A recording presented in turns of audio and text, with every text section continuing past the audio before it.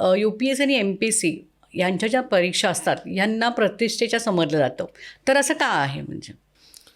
कारण याच्यामध्ये तुम्ही समाजातल्या तळागाळातल्या लोकांना तुम्ही मदत करू शकता. तुमच्याकडे पॉवर्स येतात, तुमच्याकडे तुम्ही सिस्टम चेंज करू शकता. तुम्ही एखाद्या पदावर गेलात तर तुम्ही लाखो लोकांचं आयुष्य ॲज अ IAS ऑफिसर म्हणून तुम्ही बदलू शकता. एक कलेक्टरचं साधारण एका जिल्ह्याचं समजा आपण रत्नागिरी जिल्ह्याचं पण उदाहरण घेतलं तर एक साधारण 17-18 लाख लोकांचा लोकसंख्येचा एक जिल्हा आहे.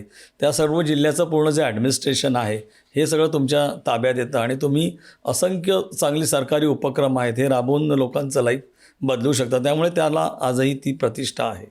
म्हणजे आपण म्हणतो की सिस्टीम, आपण नेहमी प्रत्येक वेळी सिस्टीमवरच दोष देत असतो, पण ही सिस्टीम बदलण्याची ताकद या अधिकाऱ्यांमध्ये असते. निश्चितच. कारण कसं आहे की सरकारी गव्हर्नमेंट आपल्या धोरणं ठरवतात की आपल्याला ही योजना राबवायच्या आहेत, पण हे योजनांचं सगळं जे प्लॅनिंग आहे, एक्झिक्युशन आहे आणि त्या राबवणं हे फार महत्त्वाचं असतं. त्याचं योग्य प्रकारे लोकांपर्यंत म्हणजे शेवटच्या माणसापर्यंत ती तुमची योजना पोचणं हे फार गरजेचं असतं आणि हे खूप चांगलं काम सनदी अधिकारी करू शकतात.